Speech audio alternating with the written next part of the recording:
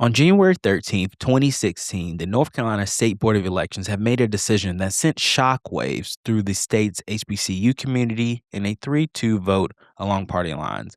They approved a Guilford County early voting plan that eliminates campus polling sites for the 2026 primary, including at North Carolina A&T State University, the nation's largest public HBCU. This isn't just about convenience, it's about a deliberate pattern of making it harder for young Black voters to participate in democracy. But here's what they didn't count on. A&T students have a legacy of showing up, speaking out, and refusing to back down, from the Greensboro Four who sat at the Woolworths counter in 1960, to the students who fought gerrymandering in 2016, to the dozens who showed up on the state board meeting. These students know their power. Today, I'm joined by Shia Rozier, one of the co-leads of the Civic Engagement Coalition from North Carolina A&T. She was there when the board made their decision, and she's helping lead the fight to restore campus voting access. This is Built by Us. Welcome. You're listening to Built by Us. Built by Us. Built by Us. Built by Us. Welcome in, Shia. Thanks for joining us. Thank you for having me. So, on January 13th, could you walk us through what happened at the January 13th State Board of Elections meeting when you were there? I know you had came in with dozens and dozens of your fellow peers and community members, but more importantly, I know you had a lengthy petition and everybody was prepared to make statements. What exactly happened? Thank you. I think it's important to note that this fight started well before January 13th.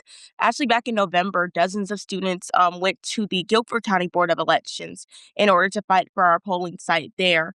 And similarly to what happened on January 13th, we were not able to give public comments. The only comments we were able to give was through our signs.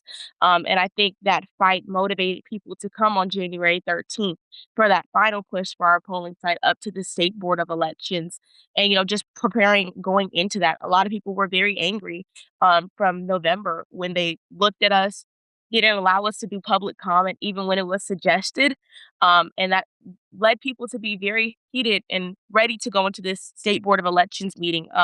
Not only did we fill up the room, we filled up the overflow room, and to the point where the building was at capacity and people were turned away. We came in very ready with a whole charter bus of us that came up there and more. And, I think it was very disappointing, the result that we got.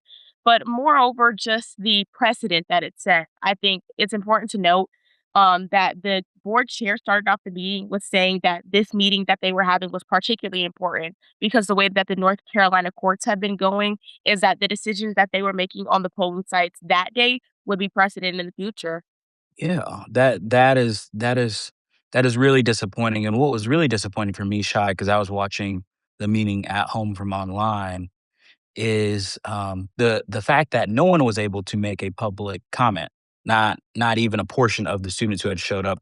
What did that mean to almost have that portion of, in most government meetings, that is a standard, and on top of that, um, it is usually a standard. How did it feel to almost have your voice silenced in that moment, and to later have your voice silenced again with the decision? Yeah.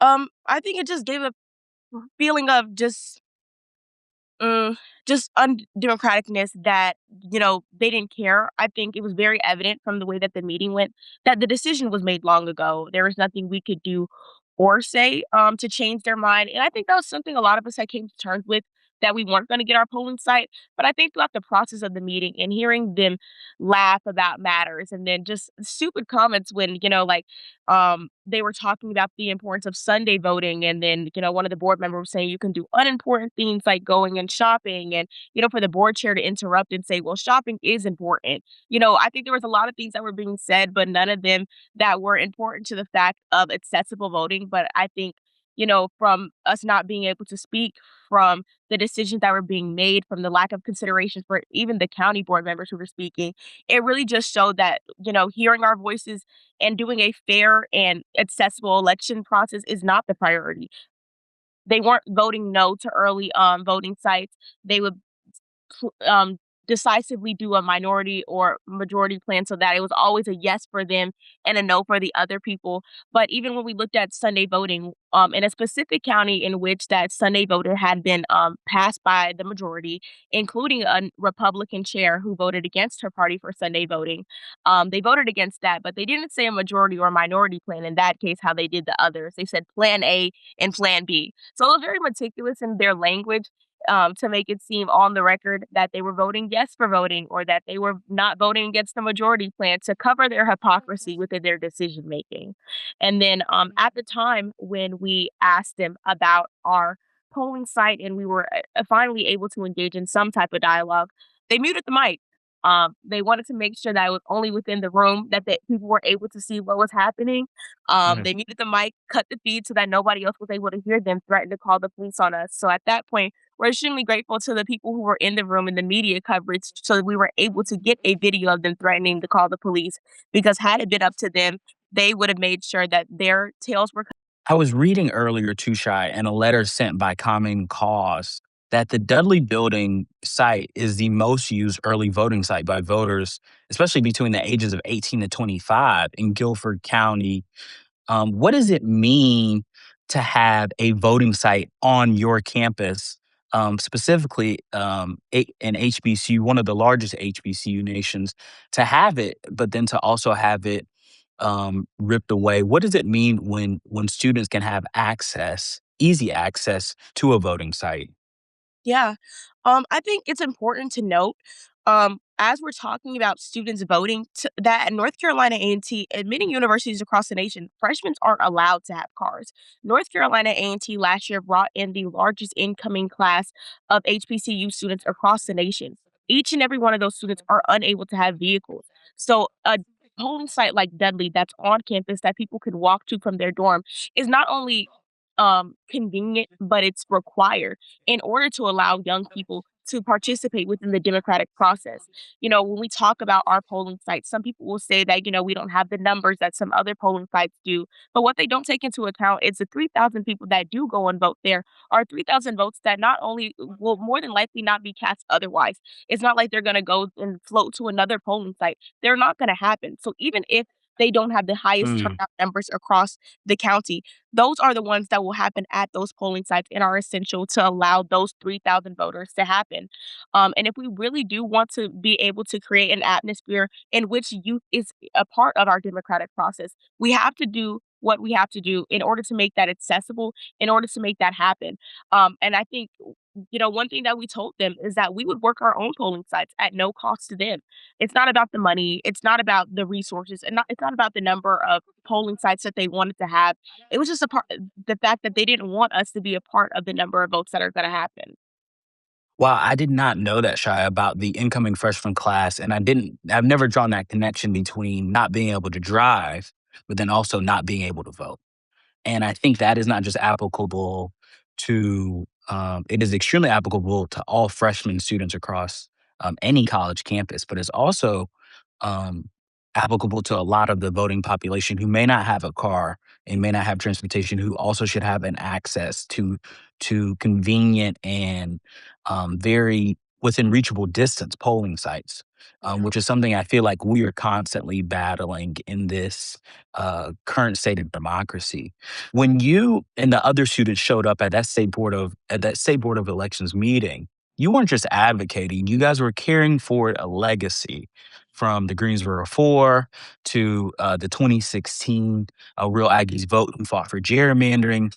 A&T students have consistently been at the forefront to fight for civil rights and voting access. What does that history mean to you and your fellow students right now as you guys are facing um, this state that we are in? Yeah. When we started this, we actually made a post, and our hashtag that we used was WWT4D. What would the four do? And Mm. one thing we were saying to people who were thinking of not coming to the meeting, we were like, well, what if McNeil and them said they couldn't go because they had class? So I think, having that legacy made it just essential and just a given that we would go ahead and fight the fight that we had to fight, regardless of, class and, you know, especially with the political atmosphere that we're at. A&T definitely had to take a more hands-off approach. So this was independently organized by students. And I fought this fight before. This is actually my fourth time going to a board of elections meeting, maybe fifth. We started this my freshman year at the Guilford County site where they voted against our polling site. We went to the North Carolina State Board of Elections in which it was passed. I fought this fight before, but this was the first time that the university had to take a hands-off approach. And honestly, it was scary. I felt like I should have a trusted adult in these rooms, but it was up to me and my fellow students to kind of organize this and to lean into our community in order to organize this. But I think, being empowered by the legacy that is left at A&T, being able to look and see that these students were just freshmen, the A&T for who organized this, and made me have a lot more respect for the work that they did because I'm older than they were, and what they were doing was illegal, and it was scary as is. So I couldn't imagine having been in their shoes, but knowing that they did what they did and got the results that they did, it made it a given that I had to do what I could do in this fight. Wow. That is so amazing just to think about like that. That was a really amazing hashtag. I have to say that. That's a great hashtag. That's just a great hashtag. Um, when the board members voted earlier this week, you and your students, you and your peers organized and that had organized them into that moment. Y'all created another moment that I think will be commemorated. And I saw it in pictures of you guys holding the signs that they could read to them that was advocating after you guys had been silent. What did that feel like holding those signs and then also seeing their responses?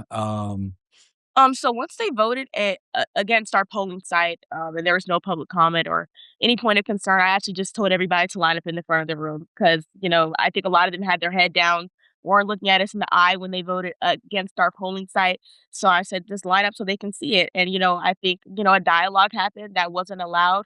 But I think a lot of students had a lot of stuff to say that they've been holding on to since November. And at no point in time did they think to hear it. So, I think the last thing that was said was I asked them why weren't our polling sites included in this plan. They banged the gavel and said that they were going to go on a 5-minute recess, and if we were still there, they were going to call Capitol Police. And I think the response to a question about their decision being a threat to the police just shows that there really isn't an answer. That they don't care to have a dialogue, they don't care to hear our voices. They just want us to accept the decision and roll over. But that's not what A&T is. And even with the decision that they made, I think they think that they've won in some type of way, that they've silenced us. But I think what they've done is fueled a fire for us to say our voice even more just at the ballot box. So, I hope that they're ready for our votes to come in. And I hope that they know that, we won't just take it and roll over. And I know you guys won't, because your generation has this specific fight, and I think that's one thing that is so beautiful. Our executive director, Adrian Kelly, actually said in our last press release, "You cannot suppress a generation that knows its worth," Mhm.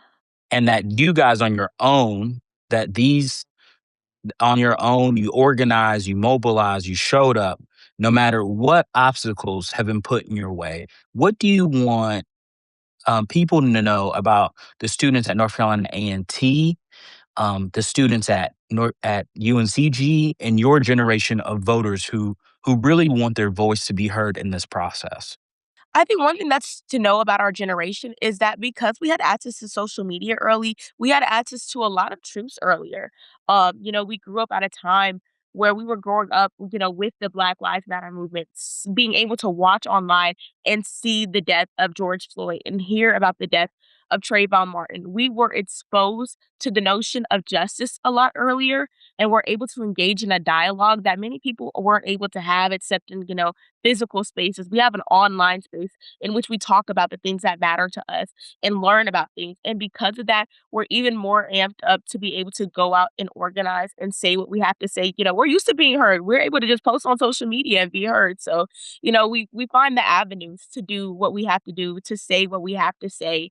And I think that's underestimated. But I think, especially in this time where politics is becoming so crucial to our future. I think a lot of us have realized that a lot earlier than other generations have and are willing to fight for it. So, you know, I think if anybody underestimates us, then that's a them problem. I think we'll continue to be heard and be at the ballot box because at the end of the day, it's our future. It's not the older generation's future, it's ours. And we will do what we can to take hold of that.